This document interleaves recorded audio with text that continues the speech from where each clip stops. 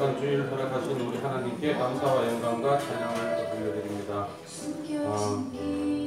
우리 시간이 되었으므로 예배를 준비하겠습니다. 우리 413장 찬송 드리고 예배 시작하겠습니다. 찬송가 413장입니다. 핸드폰 전원을 꺼주시거나 진동으로 변경을 해주시면 감사드리겠습니다.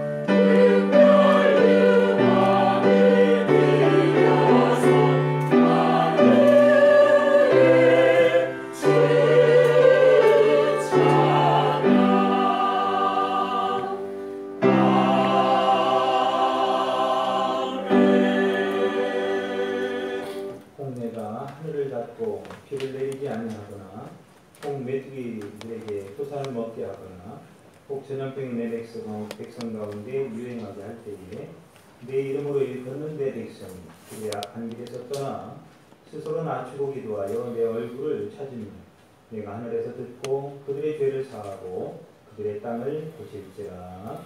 아멘. 찬송가 285장 찬양하시고 권세인 안지집사님께서 기도하십니다.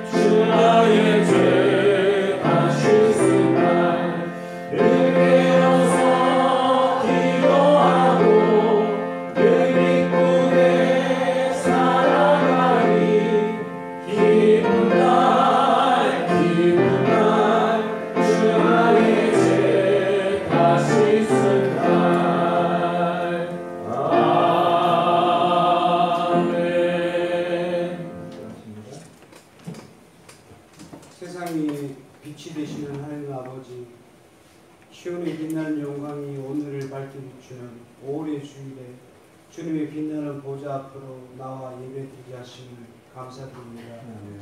이 시간 우리의 마음을 모아 예배드리오니 홀로 영광 받아주시고 저희들의 삶 속에 잘못된 모든 것을 용서하여 주시어 주님의 보혈로 눈보다 더 희게 씻어 주옵소서. 사랑과 은혜가 풍성하신 주님, 이 예배 가운데 성령 충만함을 허락하여 주시어 우리의 삶에 넘치는 용기와 소망으로 살아가게 하옵소서. 날마다 주님의 성품을 닮아가는 삶으로 이끌어 주시고 하늘의 일이 썩지 않으면 열매를 맺을 수 없다고 하셨으니 우리가 주님 안에서 죽고 다시 살아 풍성한 열매를 맺게 하여 주옵소서. 어느덧 구글이 납두고 있지만 아직 교회에서는 코로나19 여파로 사회적 거리두기가 이어지고 있고 많은 성도들이 가정에서 온라인 예배를 드리고 있습니다. 하나님은 영이시니 예배하는 자가 영과 진리로 예배할지니라 라고 말씀하신 대로 저희가 예배드리는 자리에 항상 성령님께서 함께 하시어 우리의 영혼이 오직 주님을 찬양하게 하시고 주님의 뜻이 우리의 즐거움이 되며 주님의 공의가 우리의 마음 가운데 넘치게 하옵소서. 이 힘들고 고단한 시기에 상호 지킨 심령이 위로받게 하시고 주님이 주시는 참된 평안과 기쁨을 얻는 시간이 되게 하여 주옵소서. 은혜가 부승하신 주님, 비전교회에 은혜를 주셔서 온 성도들이 예배를 사모하여 모이게 하시고 모일 때마다 은혜와 믿음으로 충만히 채워지게 하옵소서. 이제 가정들을 위하여 기도하오니 가족 모두가 하나 되게 하시고 부모님께는 건강을 허락하여 주시고 자녀들에게는 지혜와 명철을 주셔서 믿음 안에서 평안을 누리게 하옵소서. 또한 사업과 일터의 가정이 일터와 가정이 늘 주님과 동행하도록 축복하여 주옵소서. 기름 부어 다리에 세우신 목사님을 영육간 강건함으로 채워주시기를 원합니다. 목사님이 전하시는 말씀을 통해 성도들의 삶 전체가 예배가 되어 환난 속에 끝까지 견디게 하는 인내와 구원의 기쁨이 넘치게 하옵소서. 이 시간 한데 귀한 은혜의 말씀으로서 저희에게 새 힘을 공급하여 주시고 빈들의 마른 풀같이 단비를 맞아 소생하듯이 우리의 영과 육이 소생케 되는 뜨거운 예배가 되게 하여 주옵소서. 모든 감사와 찬양과 영광을 주님께 올려드리며 예수 그리스도의 이름으로 기도드립니다. 아멘.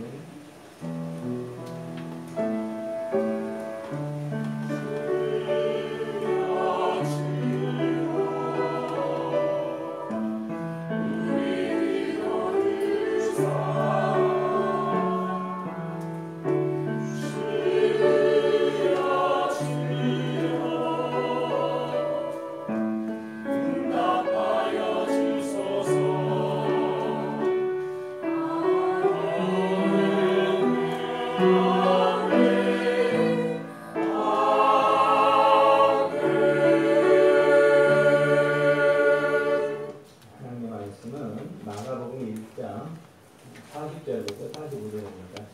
마가복음 1장 40절부터 45절을 공독해 드리겠습니다. 한 나병 환자가 예수께 와서 꿇어 엎드려 간구하여 이르되 원하시면 저를 깨끗하게 하실 수 있나이다. 예수께서 불쌍히 여기사 손을 내밀어 그에게 대시며 이르시되 내가 원하노니 깨끗함을 받으라 하시니 그 나병이 그 사람에게서 떠나가고 깨끗해지니라.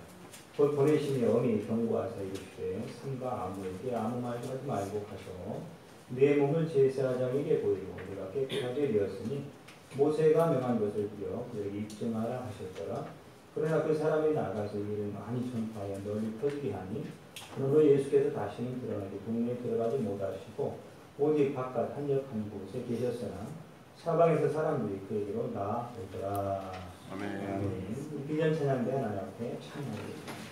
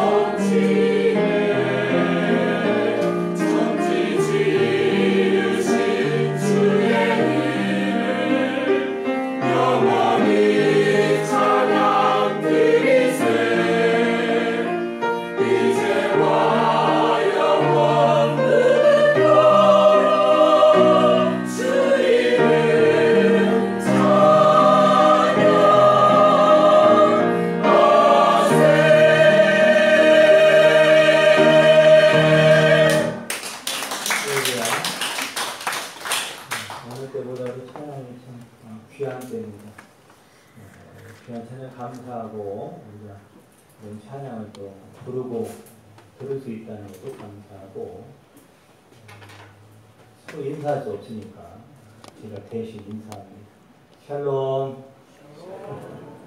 예, 이 찬양이 또 찬양 끝나니까 또 마스크도 다 잘하고 이태원에 확진자가 큰 교회 방문을 이제 우리들 같이 드렸는데도 교인들이 하도 확진이 안 됐어요.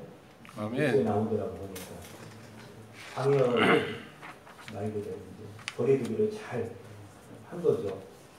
그렇게만 잘하면 이제 드렸는데 큰 어려움은 없을 줄로 압니다. 어렵더라도 답답하지만 마스크를 좀 쓰시고 좀 답답하면 벗어도 괜찮습니다. 제가 말하는 거니까. 그런데 참 이게 어려운 일이에요. 더군다나 날씨가 더워지면서 마스크 쓰지도 않던 사람들이 쓰려니까 참 어려워요. 그러나 나라적인 또 세계적인 어려움 가운데 있기 때문에 우리가 이렇게 협력을 해야 되는 것이 맞습니다. 우리나라도 얼마 전에 이제 총선을 치른 지가 한 달 정도 조금 더 지났는데 한 달 총선 전에 치른 그 일 때문에도 나라가 참 혼란스러웠는데 이스라엘은요 총선을 3번이나 치렀습니다. 거기는 총선을 이렇게 치르고 나면 거의 이제 의석수가 120석입니다. 우리는 300석이죠. 그럼 이게 과반을 얻어야 정부가 구성이 됩니다. 정부를 구성을 해야 돼요. 연합정부죠, 한마디로. 그런데 작년 4월, 작년 11월, 올해 3월, 이렇게 선거를 했는데, 어느 당도 이 과반을 얻지 못했습니다.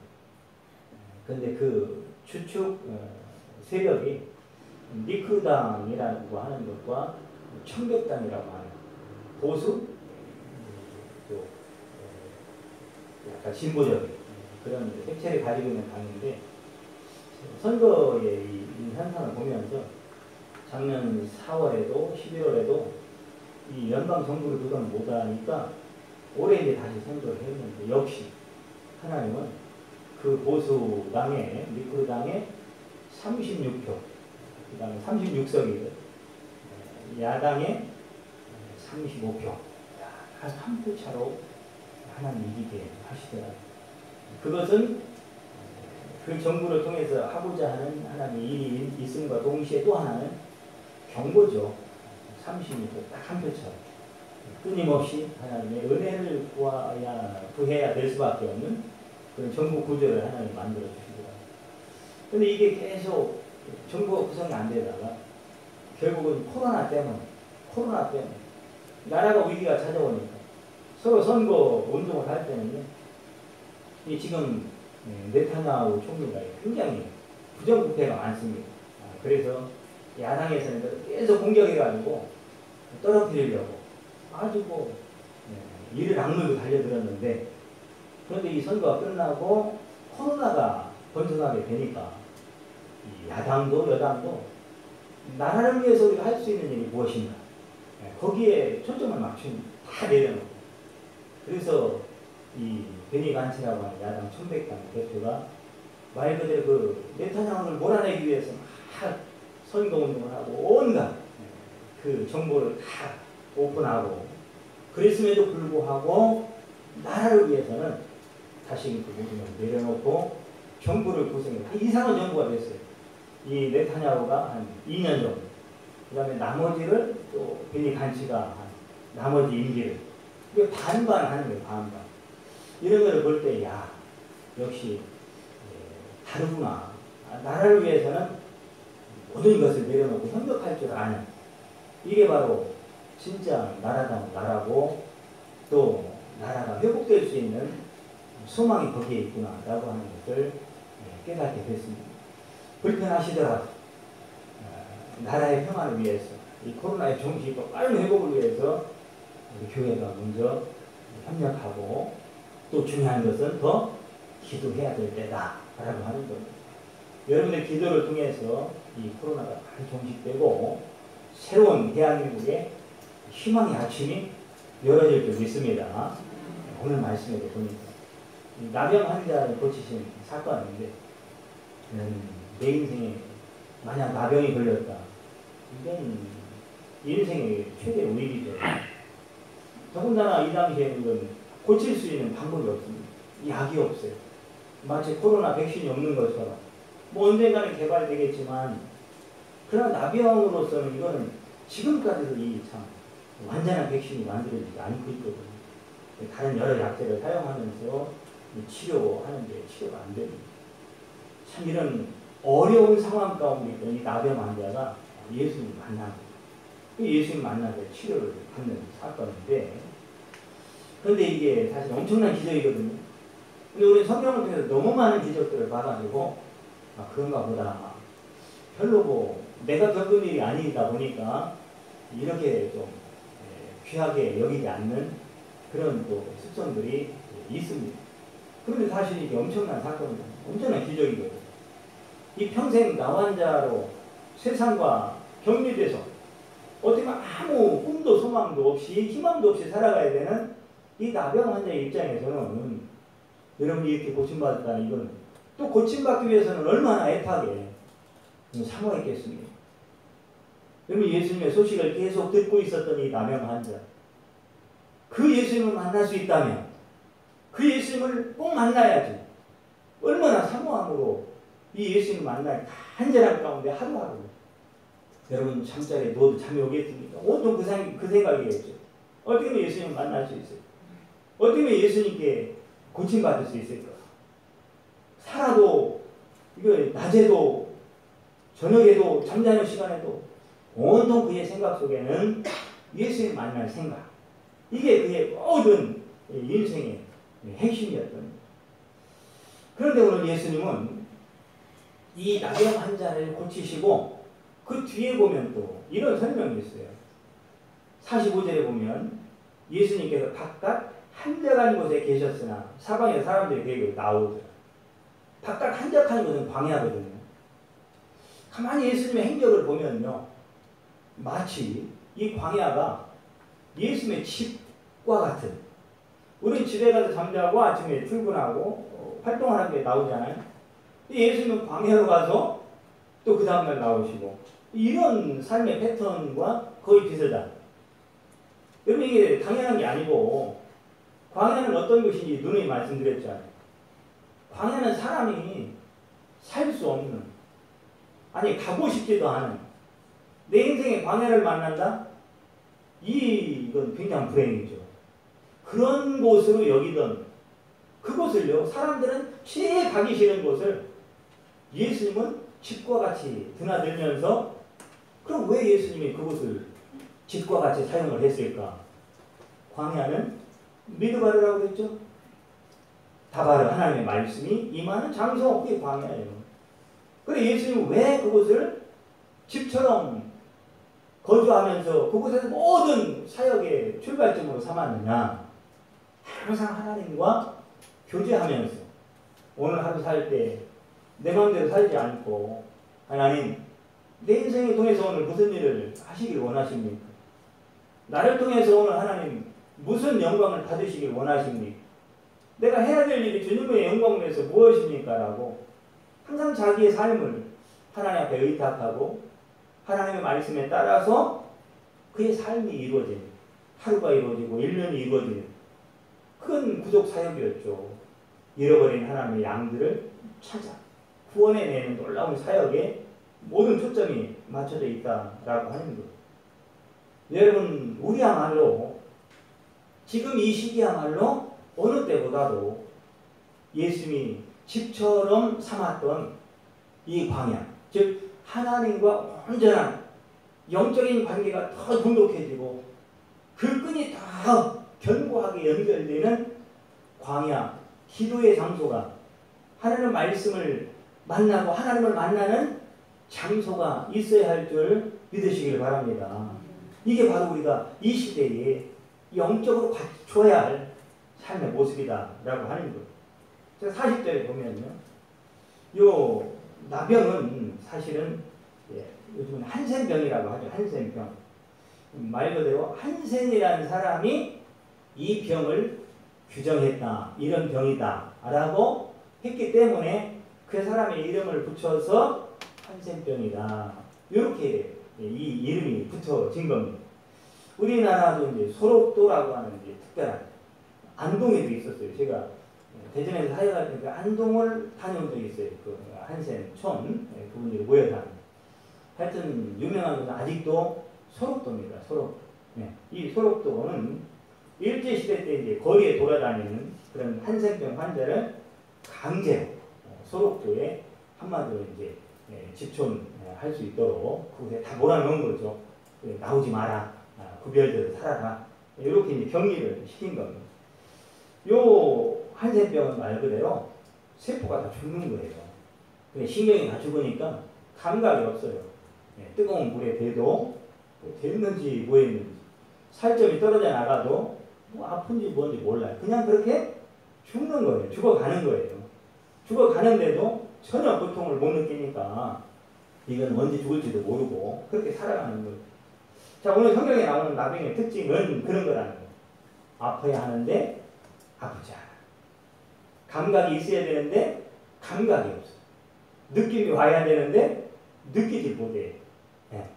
그러면 우리가 이제 성경적인 그런 측면에서 말씀을 보면 이것은 단지 육신의 나병을 말하는 게 아니라는 것을 알 수가 있죠. 그 당시에 유대인들의 그런 영적인 상태가 어떠했는가를 이 한 사건을 통해서 그림으로 설명을 하고 있는 겁니다. 자, 그러면 잘 보십시오. 그 당시에는 예수님이 살아계실 때 아닙니까? 예수님이 나오잖아요. 그죠? 예수님이 살아계실 때도 그 정도로 나병처럼 환자처럼 영적인 감각이 무디어 있다. 영적인 감각을 느끼지 못하고 살고 있다. 죄에 대해서, 의에 대해서, 영혼에 대해서, 하나님 나라에 대해서, 생명에 대해서, 구원에 대해서 전혀 감각 없이 살고 있었다라고 하면 여러분 예수님이 안 보임. 물론 성령께서 말씀으로 역사하시고 운행하시고 함께 하시지만 눈에 안 보이잖아요. 눈에 안 보이죠. 그러면 오늘날 우리는 과연 이 당시에 나병 환자와 얼마나 더 신앙생활을 잘할 것인가?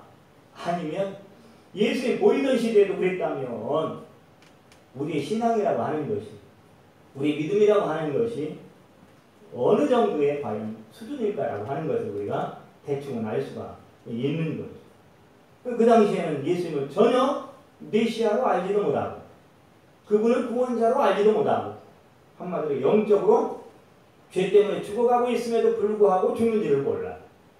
그러니까 온통 세상에 만몬의 물질에 자기 인생의 성공에 행복에 그냥 도취되어 살아가고 오직 그것을 얻기 위해서 다른 것은 전혀 관심이 없는 무관심. 그 영적으로 완전히 죽은 것 같은 그런 영적 암흑의 시대를 보여주고 있는 거죠. 그러는 중에 오늘 나병 환자의 예수 만나는 장면 하나하나가 참 귀합니다. 이 나병 환자가 예수님께 와서 예수님 발 아래 엎드립니다. 그런데 이 사복음서에 보면 이 내용이 같이 기록이 되어 있는데 조금씩 달라요. 공관복음서에 보면 이 오늘 마가복음에는 꿇어 엎드려 이렇게 되어 있는데 마태복음에 보면 절하여 가로되 이렇게 되어 있고 누가복음에는 그냥 엎드려 이렇게 되어 있어요. 그러면 이제 이것을 자 그럼 뭐가 맞느냐? 뭐 그게 그거지 라고 해석할 수 있지만 이제 기록자마다 조금 관점이 다르기 때문에 다르게 이제 이렇게 표현을 한 겁니다만은 그 원문을 보면 정확히 원문에 보면 굴복했다 이렇게 되어 있어요.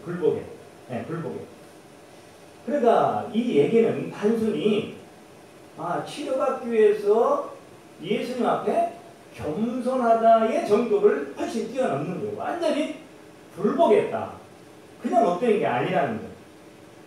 여러분 이 지금 환자는 그 질병을 고침받기 위해 얼마나 많은 혈루증 여인도 마찬가지잖아요.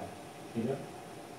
그 병을 치료받기 위해서 온갖 의사를 다 찾아다니고 얼마나 물질을 또 많이 허비했겠어요. 남은 것이 없는 자기 건강을 위해서 치료받기 위해서 온갖 물질, 건강, 에너지, 시간 모든 스케줄이 거기에 맞춰져 있지 않겠습니까?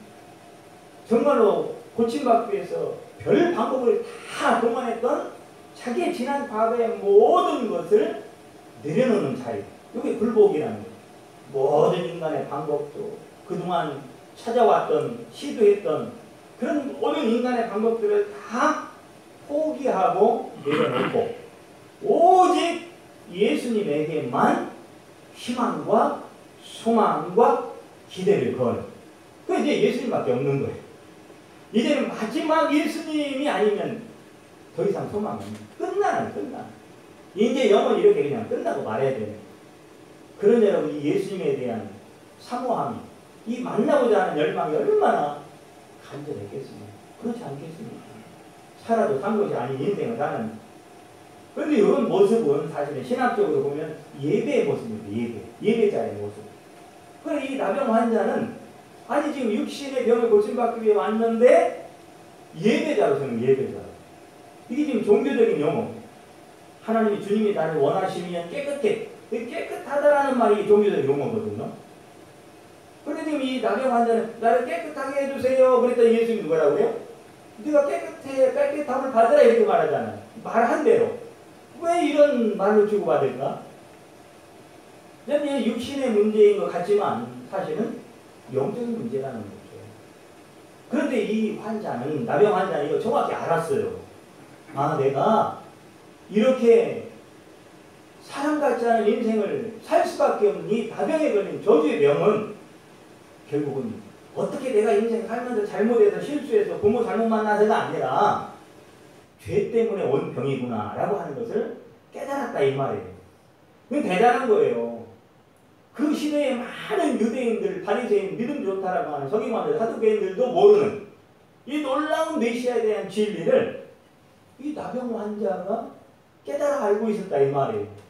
이런 비밀이 열리는 막 영적으로 쇼킹한 그런 은혜가 열리는 여러분 되기를 축복합니다. 아멘. 이게 열려야 된다. 그래서 요한 1서에도 내 영혼이 잘된 같이 내가 범사에 잘되고 강건하길 내가 간구한. 그럼 영혼의 문제가 해결되지 않고는 이 나병 환자는 자기 이 문제는 죄의 문제인 것을 깨달았다 이 말이에요. 그러니 종교적 용어를 사용할 수밖에 없죠. 먼저 내 육신의 질병이 고침받기 전에 죄의 문제가 해결받아야 됩니다라고 하는 그런 요청을 예수님께 하고 있으니 예수님 볼 때는 얼마나 좋겠습니까?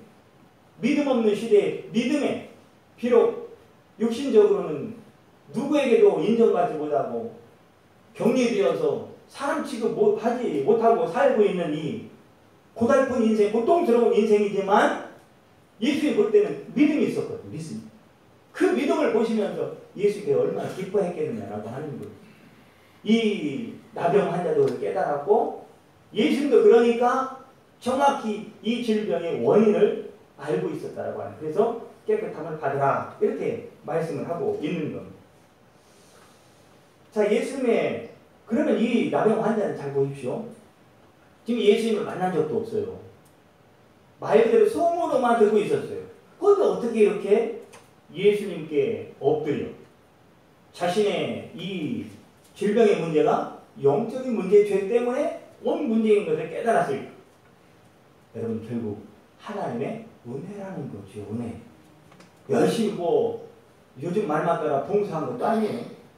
기도를 정해놓고 다니엘처럼 기도한 것도 아니에요. 물론 기도하지 말라는 얘기 아닙니다. 그러나 이 환자만큼은 아무 예수한테 이런 엄청난 축복을 받을 만한 근거 자체가 없었던 사람이라는. 그럼 무엇으로 해석할 수 있느냐? 결국은 하나님이 이 환자에게 베풀어 준 은혜일 뿐이다 라고 하는 거죠. 믿음도 은혜요. 예수님 만나서 고침받는 것도 은혜요. 그렇게 보면 여러분 우리의 사는 자체가 은혜 아니겠습니까? 여러분 숨 쉬는 것도 하나님의 은혜. 건강도 하나님이 주신 은혜의 선물입니다. 선물. 어느 누가 여러분 질병 가운데 고통스럽게 살길 원하겠습니까? 다 건강하게 장수하게 살길 원하죠. 그렇게 보면 그런 대로 이 정도라도 건강을 유지하면서 하나님의 이름을 부를 수 있고 찬송하고 기도할 수 있고 예배하며 여러분 하나님의 말씀 안에서 살 수 있다라고 하는 것은 하나님의 특별한 선물로 하는 은혜다라고 하는 거예요. 물질을 받는 것도 은혜입니다. 네. 여러분들이 부귀영화를 누리는 것도 은혜죠. 은혜. 네. 이것을 잃어버리는 순간 모든 하나님의 은혜의 시작은 바로 그 무릎 꿇는 굴복하는 바로 겸손한 자리에서부터 그 은혜가 시작되더라라고 하는 거예요. 어떤 사람은 참 좋은 성품을 가지고 있어요. 또 좋은 성격을 가지고 있기도 하고 그것도 하나님이 특별하게 주신 은혜입니다.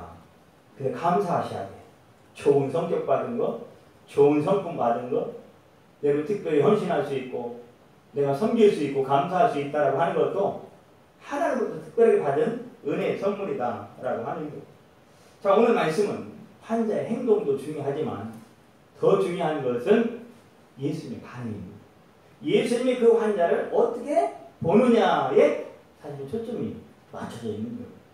아무리 여러분 이 나병 환자와 같은 질병은 아닐지라도 여러분 질병에 걸리고 어떤 삶의 문제 또 무거운 인생의 문제 해결받아야 될 문제 여러분 이것을 해결받기 위해서 또 원하고 행동하고 무슨 방법이라도 간구하는 것이 인간의 본심 아니겠습니까? 어떤 사람이 여러분 가난하게 살고 싶고 병들어 살고 싶겠습니까? 다 잘 되기를 원하고 건강하기를 원하고 행복하기를 원하고 자식들 잘 나가기를 원하고 예, 장수하기를 원하고 여러분 늘 기쁨과 즐거움 가운데 살기를 원하죠. 이걸 원하지 않는 사람은 없습니다만 그러나 여러분 인생이 내가 원한다고 됩니까? 내가 아무리 원한다고 되느냐 이 말이죠. 내가 원한다고 된다라고 하면 여러분 얼마나 행복하겠습니까? 그런 인생은 그렇지 않다라고 하는 거예요. 그러니까 42절 말씀을 보니까요. 곧 나병이 그 사람에게 떠나고 깨끗하여 진지라 그랬는데 바로 41절 하반절에 보면 내가 원하노니 그 나병 환자가 내가 고침받기를 원합니다 라고 예수님께 요청했더니 예수님이 그래 나도 그렇게 되기를 원한다. 그러니 깨끗함을 받으라 하시니 할렐루야. 여러분들이 원하는 간구하는 기도하는 그 제목도 우리 주님도 기뻐하고 원하는 기도 제목이 되고 원하게 되어서 여러분들을 통해서 이 마지막 시대 종말의 때에 하나님의 거룩한 영광의 도구들로 복되게 쓰임받기를 축복합니다. 아멘. 이렇게 하면 얼마나 좋겠습니까? 코로나 때문에 사람들의 삶의 방법과 이 스타일과 형태가 많이 바뀌었습니다. 예전의 모습이 이제 아니에요. 가만히 봐도. 우리의 삶을 봐도 내 자신을 봐도 그래요. 중요한 것은 이렇게 바뀔 수 있고 저렇게 바뀔 수 있고 이런 방법을 간구할 수 있고 새로운 삶의 스타일로 바뀌지만 중요한 것은 뭐냐? 하나님이 원하시는 자리에 있어야 된다 이 말. 하나님이 원하시는 하나님이 기뻐하는 자리에 있어야 된다 이 말. 이유가 없습니다. 이런 사람이 있다면 코로나19가 아니에요. 여러분 이걸로 끝나겠습니까? 끝났으면 좋겠습니다. 그래야 예배도 좀 마음 놓고 드릴 수 있고 그런데 세상은 하나님의 온 인류의 경영 방식은 우리가 원하는 대로 되지 않습니다. 하나님의 뜻대로 되는 거예요. 많은 사람들이 앞으로도 더 많은 그런 위기가 찾아올 것이다 라고 말합니다. 여러분 그러나 그 어떤 위기 속에서도 하나님이 원하시는 자리에서 하나님의 영광을 위해 서 있다라고 하면 그런 인생을 꿈꾸며 소망하며 기도하며 산다라고 하면 하나님이 어떠한 재난과 재앙 가운데도 전염병으로부터도 지켜주고 보호하실 줄 믿습니다. 아멘. 네. 근데 하나님의 기쁨 예수님이 가장 기뻐했던 자리가 어디입니까? 네. 바로 하나님의 말씀을 듣는 자리입니다. 듣는 자리. 오늘 이 시간에도 11시 하나님이 약속된 시간 이곳에서도 하나님의 말씀을 듣고 있지만 집에서도 영상으로 또 하나님의 말씀을 듣고 있을 것입니다. 어디에 있든지 간에 하나님의 말씀을 듣는 하나님의 말씀을 사모하는 자리에 있어야 된다. 하나님이 기뻐하는 자리에 있어야 된다라고 하는 거예요. 여러분 마리에게도 뭐라 하겠습니까? 마르다는 손님이 오니까 예수님을 대접하는 게 얼마나 좋은 일입니까? 그래서 마르다는 열심히 음식을 준비하잖아요. 그런데 마리아는 예수님의 발 옆에서 예수님께 기대요. 예수님이 무슨 말을 하는가? 그 듣고 있는 거예요. 마르다로서는 속상하잖아요. 지금 어느 때인데 그럼 나를 도와줘야 될 텐데.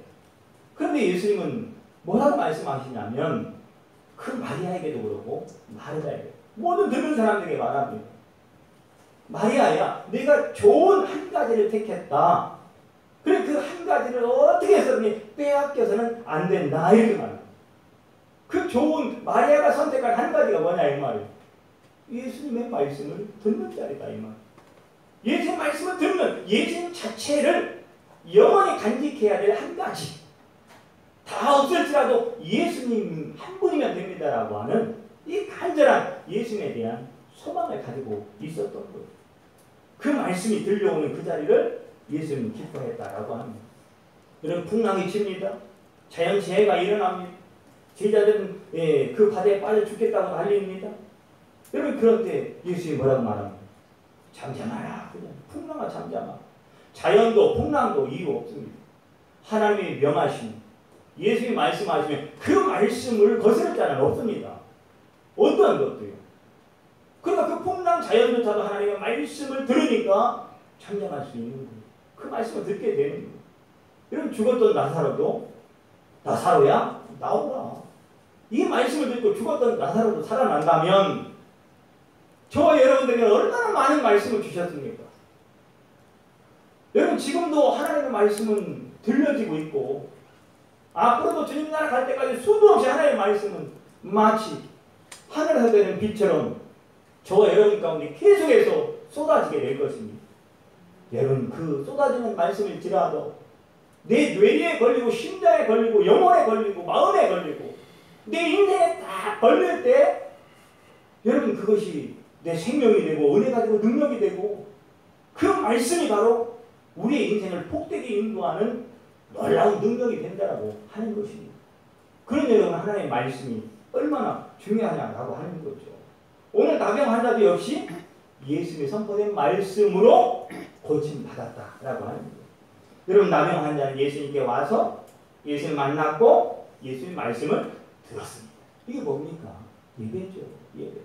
그래서 우리는 공간적인 예배도 있지만 우리의 삶 자체가 예배다라고 하는 거죠. 내가 직장에 가든 가정에 가든 그곳에서 예수님을 증거해야 돼요. 오늘 말씀에도 이 고침받은 환자 예수님을 증거하잖아요. 예수님을 증거하는 자, 예수님 예배하는 자, 하나님 만나는 자, 그게 바로 예배자, 모든 삶의 예배다라고 하는 거예요. 예수님은 그를 역시 만져주시고 또 깨끗게 하시고 그 말을 듣는 순간 그 나병 환자가 고침을 받게 되는 거죠. 여러분 그래서 우리가 어떻게 하면 이 시대에 예수님 어떻게 하면 말씀을 들을 수 있고 예수님 만날 수 있고 예수님과 가까이 할 수 있고 예수님과 이런 관계를 유지할 수 있고 이런 부분에 대해서 많은 사실 묵상을 해야 됩니다. 어떻게 하면 예수님 만날 수 있을까? 어떤 방법을 통해서 예수님 만날 수 있을까? 여러분 이런 고민과 묵상이 굉장히 많이 필요하다라고 하는 거죠. 예수님을 만날 기회를 자꾸 가져야 돼요.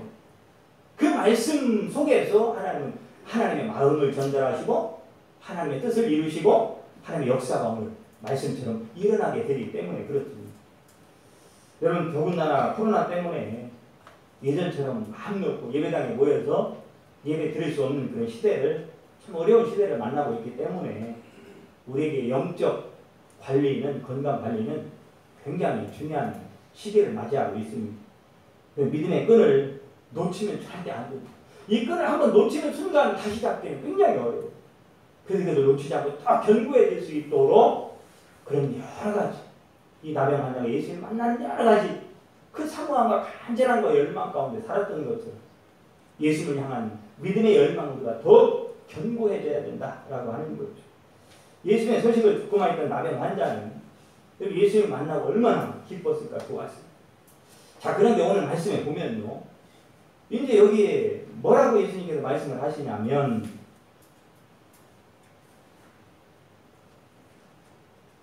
자 44절에 보니까요. 이르시되 삼가 아무에게나 아무 말도 하지 말고 가서 네 몸을 제사장에게 보이고 네가 깨끗하게 되었으니 모세가 명한 것을 들여 그들에게 입증하라 하셨더라. 자, 아니 갑자기 나병 환자가 고침받고요. 이 말씀이 나와요. 모세가 명한 것을 드려. 그래. 자, 그럼 모세가 명한 것이 뭔지를 알아야 그걸 드릴 거 아닙니까? 제사장에게.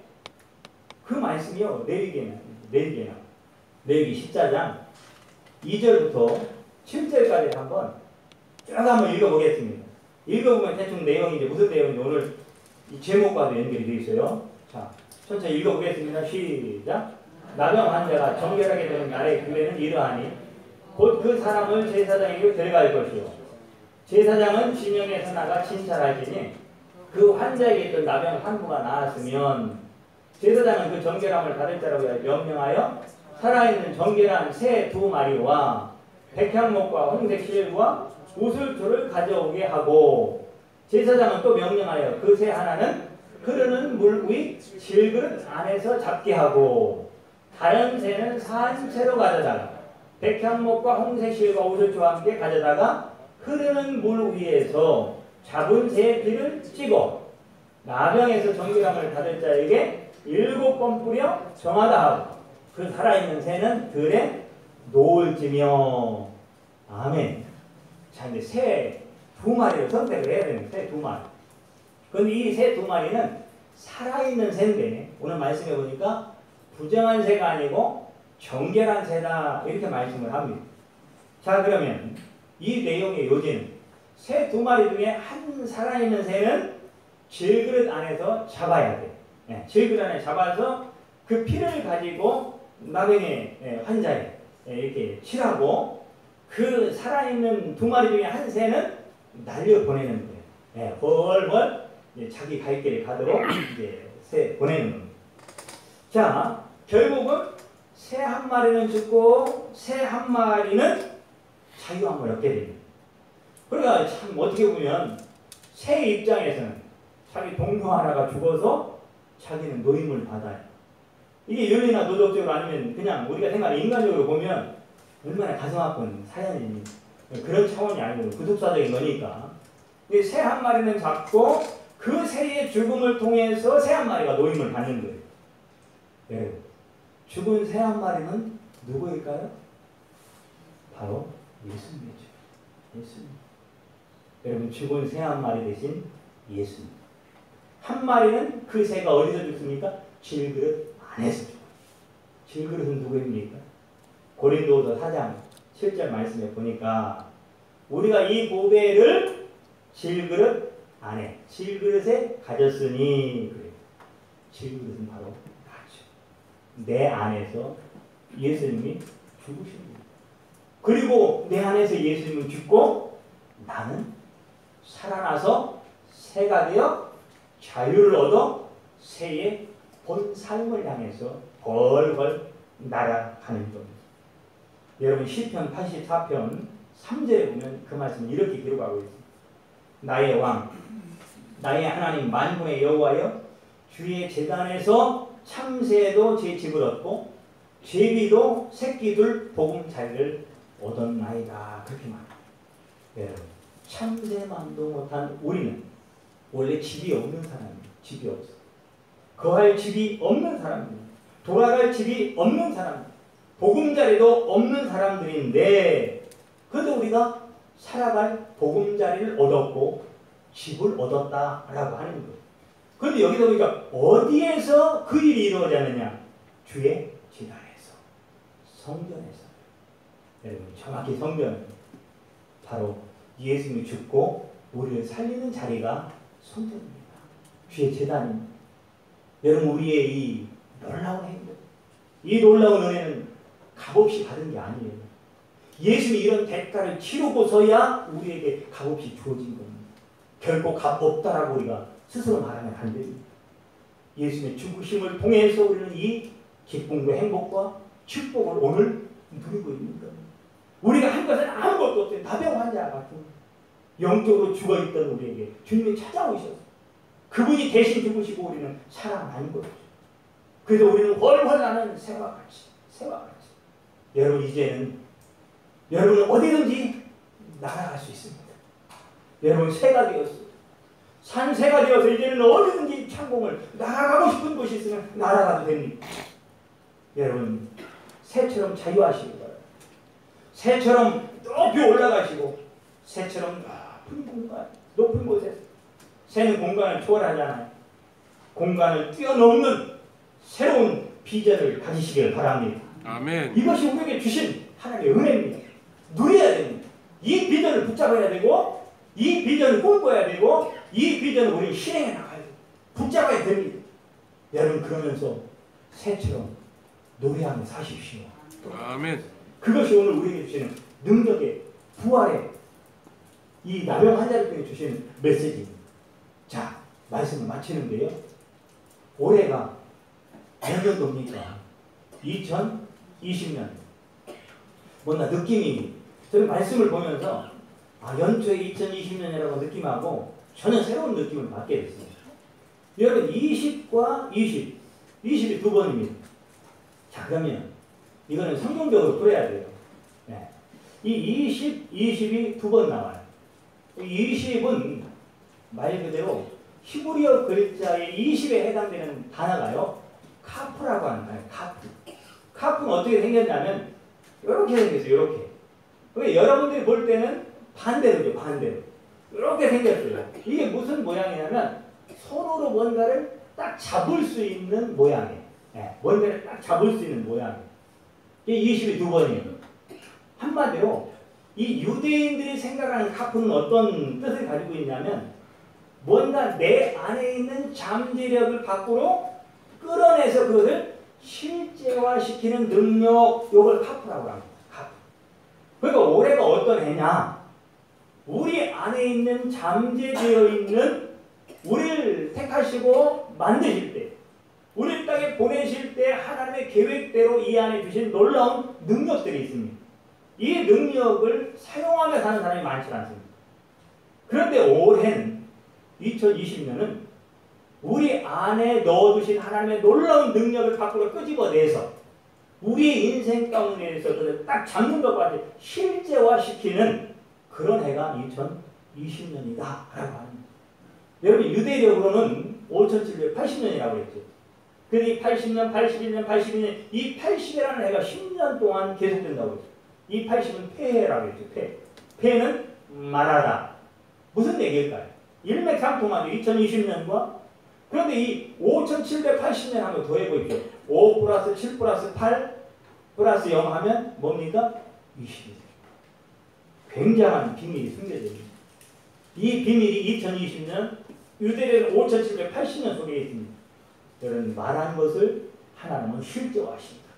그것을 뭐해라? 잡아라. 이걸 주시오. 여러분 오늘 이 훨훨 날아가는 새의 비밀을 주신 이유가 있습니다. 여러분들이 그렇게 창공을 날아다니면 하나님 비전을 향해서 나아가면서 2020년, 5780년 폐에 하나님이 여러분들에게 말씀하신 것을 잡는 해입니다. 그들 우리의 삶 가운데 그대로 실제화시키는 놀라운 축복의 해다라고 하는 겁니다. 그 일을 위해서 저와 여러분들을 불렀어요. 여러분 코로나19 때문에 여러분 움츠려 있지 마시오.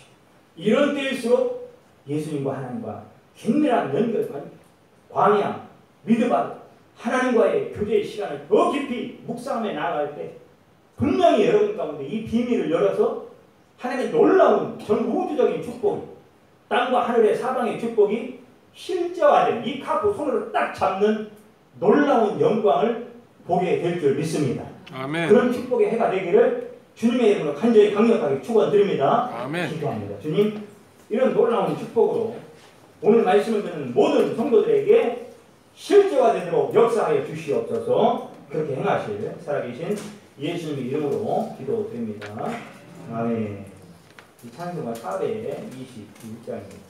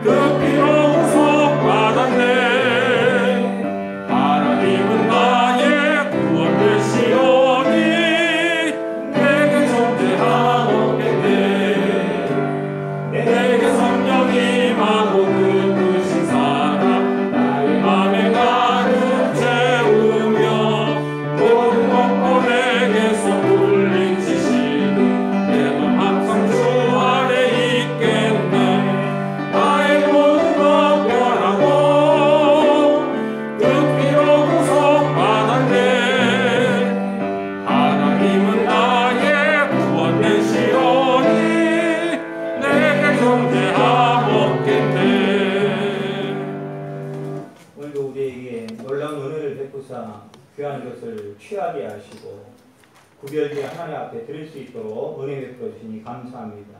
이 예물이 어떤 예물인지 주께서 아십니다. 이 예물이 쓰여지는 곳에 놀라운 하나님의 영광이 나타나게 하시고 드린 모든 손길마다 오늘 말씀의 축복이 그대로 임하는 놀라운 인생의 비밀이 열어지는 축복의 통로들은 마음껏 하늘나는 새처럼 사용하여 주시옵소서. 우리의 교인들이 그렇게 되길 원하고 우리의 비전교회가 그렇게 되길 원합니다. 이 대한민국이 복음으로 그렇게 되길 원합니다. 주여 그 놀라운 어둠과 구름이 거치고 모든 전염병이 거치고 이 놀라운 하나님의 역사를 위해서 온 교회가 협력하여 하나 되어 하나님의 영광을 선포하며 나갈 수 있도록 축복의 문을 활짝 열어 주시옵소서. 아멘. 그렇게 축복하실 살아계신 예수님의 이름으로 간절히 기도드립니다. 아멘. 간단히 교회 소식 전해드리겠습니다. 다른 광고는 참고하시고요. 또 서로 간에 못 나오는 또 교우들도 많이 계신데 이런 때일수록 서로 이렇게 전화는 할 수 있으니까 전화를 해서 서로 좋은 관계를 이렇게 건면하고 이렇게 외로운 시간들을 잘 극복해 나갈 수 있도록 협력했으면 좋겠습니다. 오늘 곽선생님의 또 생신을 맞이해서 자녀 떡을 제공해 주셨습니다. 가실 때 받아가시고요. 또 앞으로 또 믿음의 또 건강의 삶을 사실 수 있도록 건강에서 기도해 주시고요. 그리고 김현자 원사님이 지난주에 광고는 안 했지만 어머니가 있었어요. 어머니가 돌아가셨어요. 그래서 장님하고 몇 번만 갔다 왔어요. 광고를 특별히 안 했고 하여튼 장례 잘 마치게 기쁜 사정은 알려가지 마시고 하여튼 그렇게 장례 잘 마쳐서 감사하게 또 떡을 제공해 주셨습니다. 그러니까 양쪽 손에 들고 가시면 되겠습니다. 이거는 성재가 온 것 같던데 성재 잠깐 일어나고 우리 군대 대한민국 육군 우리 박수 한번 합시다. 선수가 나왔는데 용서가 됐습니다. 앉아주시고 건강한 모습으로 휴가 나오기 어려운 시기인데 또 휴가 나와서 너무 반갑고 남은 군생활 하는 연애 가운데 잘 하길 바라고 여러분 모두 또 축하해주고 격려해 주시길 바랍니다. 우리 3절 다시 한번 부른 다음에요. 지금 불렀던 찬송 421장 다른 광고 있습니까? 없죠? 421장 3절만 부르고 축들 마시겠습니다.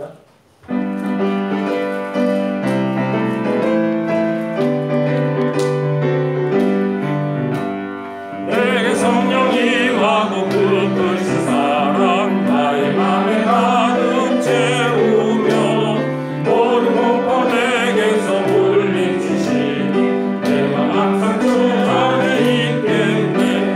나의 모든 것 변하고 그 비옥은 성바라네. 하나님은 나의 구원 되시오니 내게 존재하겠네. 어제 청소 다 했으니까 청소 안 하시고 그냥 가시면 되겠고요. 수록도 다 했습니다. 기도하겠습니다. 이제는 예수 그리스도의 은혜와 하나님 아버지의 무한하신 사랑하심과 보혜사 성령님의 인도하시고 교통하시며 보호하시고 놀라운 비전을 이루시는 하나님의 놀라운 역사를 사모하며 그 축복 안에 내가 있기를 원합니다. 오늘 귀한 새처럼 주님의 비전 위에서 하나님의 영광이 되고 싶습니다라고 사모하는 모든 교우들과 또한 코로나19의 종식과 또 대한민국의 미래 우리 지금부터 영원히 함께 하시기를 간절히 축원하옵나이다. 아멘.